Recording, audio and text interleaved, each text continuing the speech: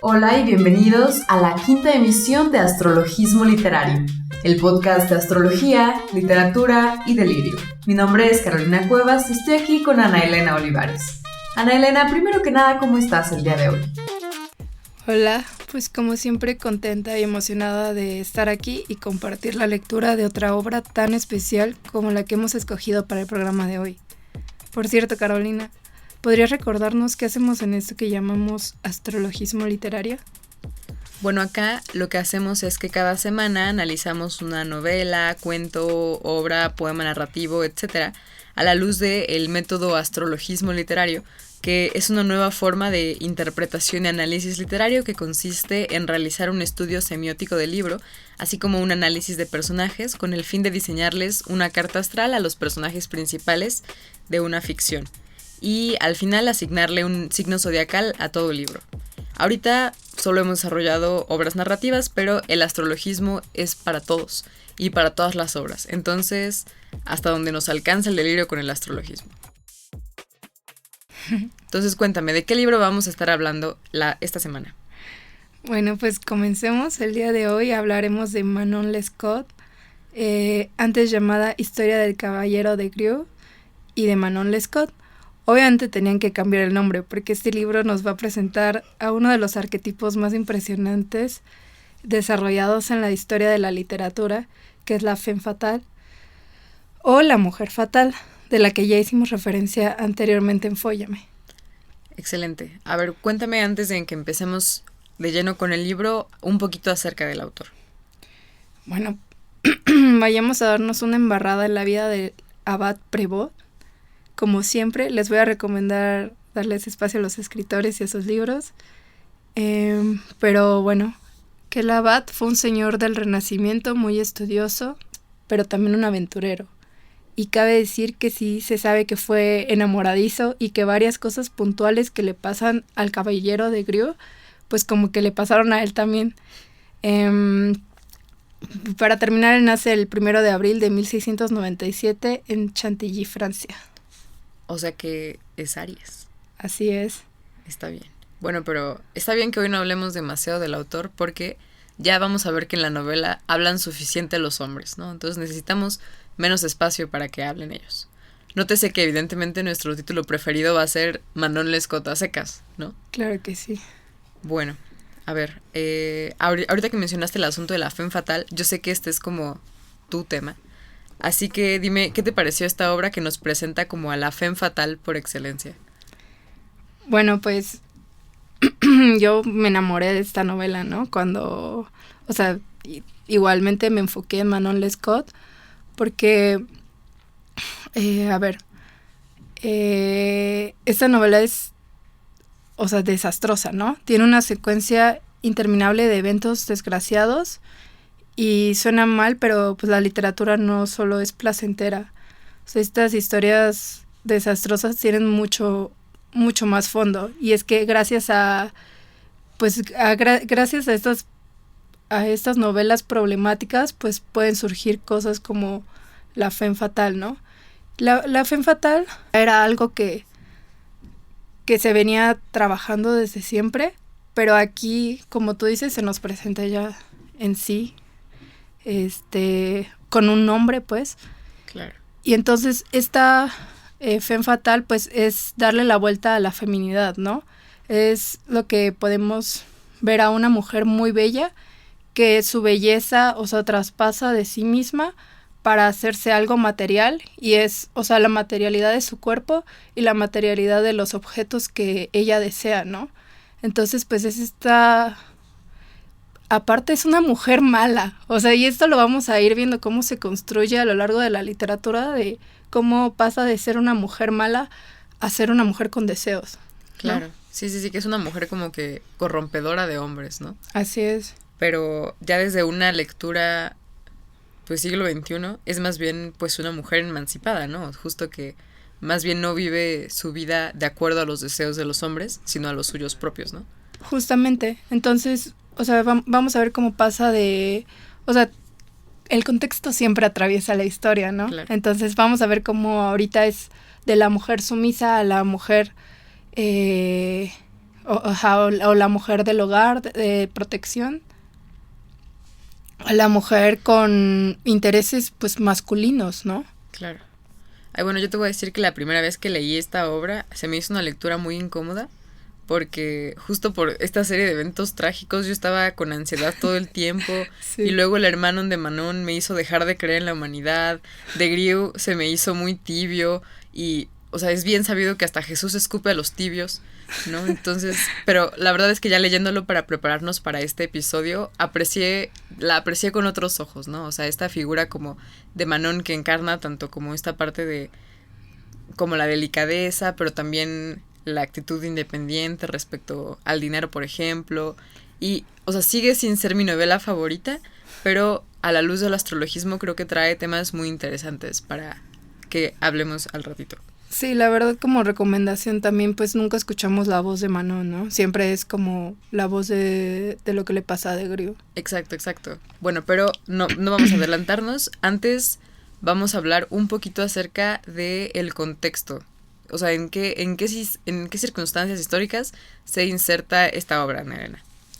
Ok, pues estamos en la regencia en Francia y este es un cambio de gobierno, pues el rey Luis XIV al rey Luis XV y pues ahí traían, o sea, imagínate un cambio de gobierno, pues, o sea, muchos intereses políticos, muchos problemas políticos y pues es que el rey XV era un niño en realidad, pero aquí me quería enfocar en el tema del arte, que vemos la transición del barroco al rococó y cómo, o sea, está implicado en ese cambio también la cuestión del cambio de poder, ¿no?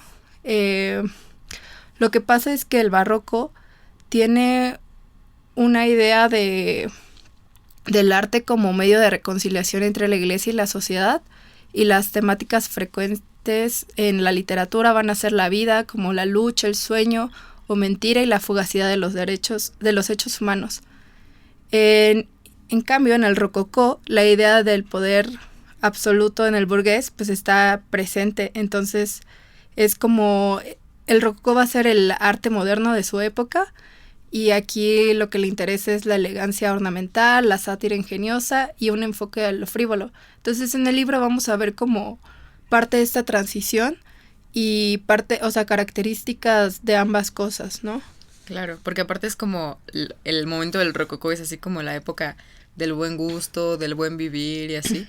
Uh-huh. Y recuerdo que te decía como si hay una época, un momento artístico que tiene un signo zodiacal bien definido, es el rococó y es Libra definitivamente, ¿no? O sea, sí. Esto de que las cosas bellas y la fragilidad y la gracia, pero bueno, también se nota mucho este cambio, ¿no? O sea, en el libro el cambio como de la virtud moral cristiana frente a la virtud económica, o sea, como que en el libro se inserta este nuevo Dios como de lo burgués, ¿no? Sí, es un tema recurrente a lo largo de la novela y también, por ejemplo, o sea, algo que como que no queda claro es que si el abad Prévost, o sea, hacía esto como algo moralista o más bien solo estaba remarcando la realidad de su época, pero pues sí hay mucho, como tú dices, de cosas, o sea, como de moderación moralista, ¿no? Claro. Es que estas eran las buenas virtudes de antes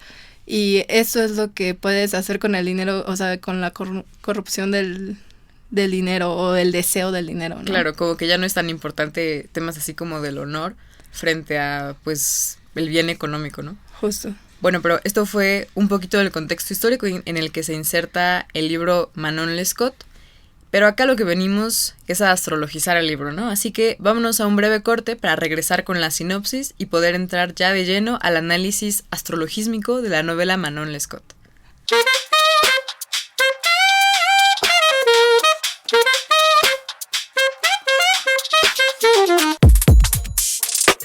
Ahora sí, estamos ya puestísimas para entrar de lleno al libro. Hoy la sinopsis va a ser un poquito diferente. ¿Nos cuentas, Carolina, por qué? Sí, a ver, aquí voy a echarme un choro teórico, así que o agárrense o comiencen a disociar. Primero, Vamos a evocarnos rapidísimo a Claude Bremond, un semiólogo estructuralista francés, que en su obra La lógica de los posibles narrativos da varias pautas para analizar la estructura de la narración, ¿no? Dice que solo hay relato cuando hay acontecimientos de interés humano, quiere encontrar la lengua del relato y otras cosillas estructuralistas que ahorita no nos interesan demasiado, pero si les gusta aquello, ya saben que les dejamos las fuentes en las notas sobre el episodio para que lo vayan a checar. Lo que nos interesa de este señor es que en su Delulu particular habla de que en la narración hay secuencias posibles para la trama que están conformadas de manera muy básica en una posibilidad, el proceso de obtención o no de esa posibilidad y el resultado, ¿no? Y esto puede ser en procesos de mejoramiento o degradación, o sea, por ejemplo, una posibilidad, quiero un bubulubu, el proceso de obtención, voy a la tienda a comprar el bubulubu y el resultado es me como el bubulubu, todo bien, ¿no? De degradación sería lo contrario, ¿no? Así como quiero un bubulubu, no encontré el bubulubu, ahora estoy triste porque no me comí el bubulubu, ¿no? Bueno, y, o sea, tomando estas bases, una mujer que se llama Julia F. Kostic, en un artículo del 76 publicado en el French Review, habla sobre el tema de la fortuna en Manon Lescaut, y toma esta secuencia de Bremond y la reacomoda a manera de un círculo que sea representativo de la rueda de la fortuna, ¿no? Esta imagen clásica así de que, pues en la vida subes y bajas, ¿no? Y dice que una vuelta completa en la novela, está conformada por una secuencia de mejoramiento, o sea, de que le pasan cosas buenas a los protagonistas, y una secuencia de degradación, o sea, que le pasan cosas malas a los protagonistas, ¿no? O sea, que bajarían en la rueda de la fortuna.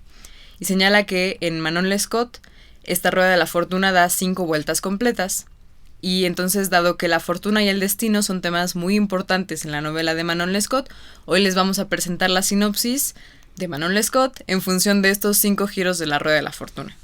Ahora sí ya pueden regresar de la disociación. Ana Elena, cuéntanos bien cuáles son estos 5 giros de la rueda de la fortuna. Ok, entonces vamos a la primera vuelta. Esta narración también hay que hablar de que es como a manera de caja china, ¿no? Que es una narración dentro de una narración. Entonces es como un relato de experiencia tipo Frankenstein. Pero bueno, vámonos a la primera vuelta. Entonces la meta a obtener sería escapar a París con Manon. El proceso de la meta es traicionar a Tibergo, que es el amigo de Grieux, y escapar de Amiens, que era donde él estudiaba. Obtención de la materia, llegar a París y vivir juntos. Degradación posible, pues se quedan sin dinero. Proceso de degradación, la traición de Manon, y la degradación obtenida, secuestro de Grieux. Entonces aquí básicamente lo que pasó fue que pues están esos dos personajes, Manon y el caballero de Grieux. Aquí es importante rescatar que Manon es una clase social, no sé si una o dos, o sea, es una clase social inferior a de Grieux, ¿no? O sea, él sí tiene varo y ella no, pero se enamora así como él profundamente. Entonces decide que se va a ir a vivir a París con ella. Tiene un amigo que se llama Tibergo, al que se la pasa haciéndoselo menso todo el tiempo. Esta es la primera vez que se lo hace menso. O sea, entonces aquí tenemos la primera vuelta, ¿no? Vámonos a la segunda vuelta. Y que también de Grieux se enamora así que de vista de Manon, ¿no? Ajá, justo. De vista y para toda la vida. Y para toda la vida. Entonces vamos a la segunda vuelta. La meta a obtener sería escapar del convento y encontrar a Manon. El proceso de la meta es la escritura de una carta y el escape a Chaillot. La obtención de la meta es la vida en Chaillot con Manon, su degradación posible, conocer al terrible hermano de Manon, que ni siquiera vamos a mencionar su nombre porque no se lo merece. El proceso de degradación pues es el engaño. Y la degradación obtenida es la obtención del segundo sugar. Es que Manon Lescaut se la pasa consiguiendo así como sugar daddies por alrededor de toda la novela. O sea, a pesar de que ella afirma que ama a de Grieux, pues cuando de Grieux no tiene dinero, pues como que ya no lo ama tanto, ¿no? Entonces, en esa segunda vuelta lo que ocurre es que, pues de Grieux se iba a hacer como monje, escapó de ese convento ya, y se encontró con Manon, todo muy bien. Pero para poder justo escapar con ella, escribe así como una carta dentro de otra carta que le manda al amigo para que se le mande a otro amigo. O sea, hace unas cosas ahí bien de manipulación emocional, bien trácalas, para pues ya poder vivir en Chaillot con Manon, y ahí están felices viendo su mejor vida, y es que llega justo el terrible hermano de Manon, que básicamente la